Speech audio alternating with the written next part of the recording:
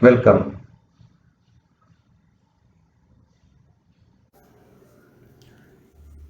Now let us see how to use Voice Aloud Reader application.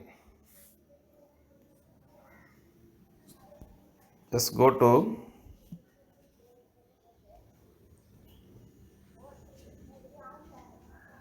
just types just type something, just copy it. Now just open the Voice Aloud Reader.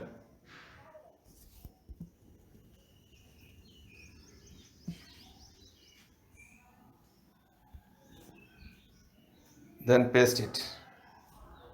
Dear friends, iINTELLIGENCei provide technology-based services. You will receive useful tips and tricks of technology regularly upon free subscription. Please subscribe to the channel if you like it.